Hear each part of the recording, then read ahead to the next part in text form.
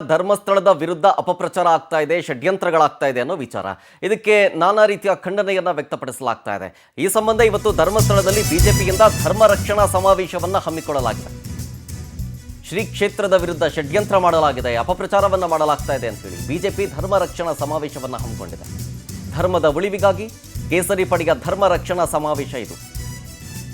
ಈ ಸಂಬಂಧ ಇವತ್ತು ಧರ್ಮಸ್ಥಳದಲ್ಲಿ ಧರ್ಮ ರಕ್ಷಣಾ ಸಮಾವೇಶದ ಮೂಲಕ ಅಬ್ಬರಿಸಲಿದ್ದಾರೆ ಬಿಜೆಪಿ ನಾಯಕರು. ಈ ಸಮಾವೇಶದಲ್ಲಿ ಘಟಾನುಘಟಿ ನಾಯಕರು ಭಾಗಿಯಾಗ್ತಾ ಇದ್ದಾರೆ. ಎಲ್ಲಿ ಎಷ್ಟೊತ್ತಿಗೆ ಡೀಟೇಲ್ಸ್ ಅದು ಕೂಡ ಬರ್ತಾ ಇದೆ. ಮಧ್ಯಾಹ್ನ 1 ಗಂಟೆಗೆ ನಡೆಯುತ್ತೆ ಧರ್ಮ ರಕ್ಷಣಾ ಸಮಾವೇಶ.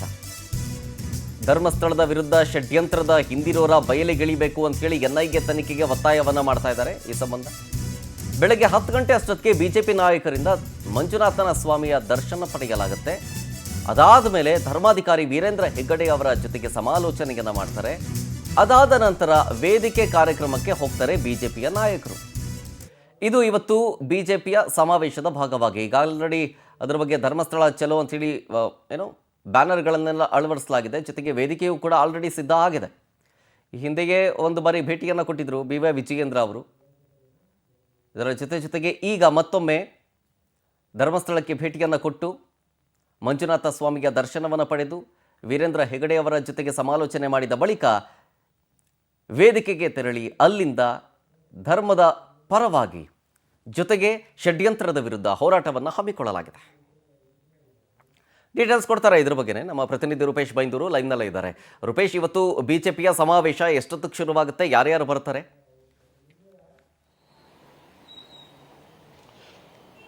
ಶರತ್, ಇವತ್ತು ಬಿಜೆಪಿ ಧರ್ಮಸ್ಥಳದಲ್ಲಿ ಅತಿ ದೊಡ್ಡ ಬೃಹತ್ ಸಮಾವೇಶವನ್ನು ಹಮ್ಮಿಕೊಂಡಿದೆ. ಒಟ್ಟಾರೆಯಾಗಿ 1 ಲಕ್ಷ ಜನರ ನಿರೀಕ್ಷೆಯಲ್ಲಿದೆ. ಮಧ್ಯಾಹ್ನ 1 ಗಂಟೆಗೆ ಈ ಸಮಾವೇಶ ಆರಂಭವಾಗುತ್ತೆ. ಸಮಾವೇಶ ಎಲ್ಲಾಗುತ್ತೆ ಅಂದ್ರೆ ದೇವಸ್ಥಾನದ ಎಡಭಾಗದಲ್ಲಿ ಒಂದು ಪಾರ್ಕಿಂಗ್ ಸ್ಲಾಟ್ ಅಂತ ಇದೆ.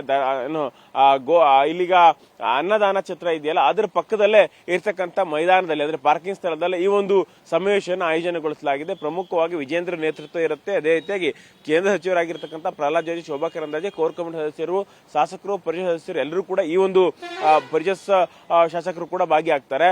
ಒಟ್ಟಾರೆ ದೊಡ್ಡ ಸಮಾವೇಶವನ್ನು ಆಯೋಜನೆ ಮಾಡಿಕೊಂಡಿದೆ. ಕಾರಣ ಇಷ್ಟೇ, ಯಾಕಂತ ಹೇಳಿದ್ರೆ ಮೊದಲು ಧರ್ಮಸ್ಥಳ ಚಲೋ ರ್ಯಾಲಿಯನ್ನು ಮಾಡಿತ್ತು ವಿಜೇಂದ್ರ. ಅದೇ ರೀತಿ ಕರಾವಳಿ ಶಾಸಕರು ನೇತೃತ್ವದಲ್ಲಿ ಈ ಒಂದು ರ್ಯಾಲಿ ಆಗಿತ್ತು. ಅದಾದ ಬಳಿಕ ಧರ್ಮಸ್ಥಳದೊಂದಿಗೆ ನಾವಿದ್ದೀವಿ ಅಂತ ಹೇಳಿದ್ರು. SIT ತನಿಖೆಯನ್ನು ಸ್ವಾಗತ ಮಾಡಿತ್ತು. ಅದಾದ ಬಳಿಕವಾಗಿ SIT ತನಿಖೆ ಹೋಗ್ತಿರ್ತಕ್ಕಂಥ ವೇ ಸರಿ ಇಲ್ಲ ಅನ್ನುವಂಥದ್ದು. ಅದೇ ರೀತಿಯಾಗಿ SIT ತನಿಖೆ ದಿಕ್ಕು ಸರಿಯಾಗಿ ಆಗ್ತಾ ಇಲ್ಲ.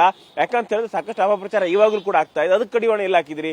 ನೀವು ತನಿಖೆ ಮಾಡ್ತಾ ಇದ್ದೀರಿ ಹೌದು, ಆದ್ರೆ SIT ದೊಡ್ಡ ಮಟ್ಟಿಗೆ ಇಂಪ್ಯಾಕ್ಟ್ ಮಾಡಬೇಕಿತ್ತು, ಆದ್ರೆ ಇಂಪ್ಯಾಕ್ಟ್ ಮಾಡ್ತಾ ಇಲ್ಲ. ಒಂದಿಷ್ಟು ಜನರ ಬಂಧಿಸಿ ಇನ್ವೆಸ್ಟಿಗೇಷನ್ ಮಾಡಬೇಕಿತ್ತು, ಆ ಇನ್ವೆಸ್ಟಿಗೇಷನ್ ಆಗ್ತಾ ಇಲ್ಲ. ಹೀಗಾಗಿ ಧರ್ಮಸ್ಥಳ ವಿರುದ್ಧ ಷಡ್ಯಂತ್ರ ಏನಾಗ್ತಾ ಇದೆಯಲ್ಲ, ಅದೆಲ್ಲವನ್ನೂ ಕೂಡ ದೊಡ್ಡ ಮಟ್ಟಕ್ಕೆ ಕಡಿವಾಣ ಹಾಕಬೇಕು ಅಂತೇಳಿ ಈಗ ಆಗ್ರಹಗಳು ಕೇಳಿ ಬರ್ತಾ ಇದೆ. ಅದೇ ರೀತಿಯಾಗಿ ಇಲ್ಲಿ ವಿದೇಶದಿಂದ ಹಣ ಕೂಡ ಬಂದಿದೆ. ಅದಾದ ಬಳಿಕ ಬೇರೆ ಬೇರೆ ರಾಜ್ಯಗಳು ಕೂಡ ಲಿಂಕ್ ಇದೆ. ಹೀಗಾಗಿ SIT ಕೈಲಿ ಆ ಲಿಂಕ್ ಗಳನ್ನ ಭೇದಿಸೋಕೆ ಕಷ್ಟ. ಯಾಕಂತ ಹೇಳಿದ್ರೆ ಈಗ ಅವ್ರ ಬಳಿ ಒಂದಿಷ್ಟು ಟೆಕ್ನಿಕಲ್ ಕೂಡ ಲಿಮಿಟೇಷನ್ ಗಳಿರುತ್ತೆ.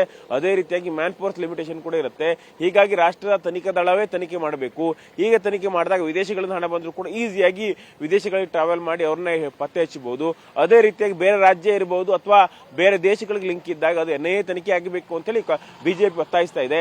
ಹೀಗಾಗಿ CM ಸಿದ್ದರಾಮಯ್ಯನವರು ಇದ್ರ ಬಗ್ಗೆ ಒಂದಿಷ್ಟು ಗಮನ ಹರಿಸಬೇಕು ಅಂತೇಳಿ, ಅದೇ ರೀತಿಯಾಗಿ ಗೃಹ ಸಚಿವರು ಕೂಡ ಇದ್ರ ಬಗ್ಗೆ ಗಮನ ಹರಿಸಬೇಕು ಅಂತೇಳಿ ಈಗ ಮನವಿಯನ್ನ ಮಾಡ್ಕೊಳ್ಳಾಗ್ತಾ ಇದೆ. ಅದೇ ರೀತಿಯಾಗಿ ಧರ್ಮಸ್ಥಳದೊಂದಿಗಿದೆ ನಾವು ನೈತಿಕ ಸ್ಥೈರ್ಯವನ್ನು ಕೂಡ ಇಲ್ಲಿ ಕುಗ್ಗಿಸುವಂತ ಪ್ರಯತ್ನಗಳಾಗ್ತಾ ಇದೆ, ಅಪಪ್ರಚಾರ ಆಗ್ತಾ ಇದೆ. ಅಪಪ್ರಚಾರ ನಿಲ್ಲಿಸಬೇಕು ಅಂತೇಳಿ ಕೂಡ ಇವತ್ತು ರ್ಯಾಲಿಯ ಉದ್ದೇಶ ಆಗಿದೆ. ಇವತ್ತು ಥ್ಯಾಂಕ್ ಯು ರೂಪೇಶ್ ಡೀಟೇಲ್ಸ್ಗಾಗಿ.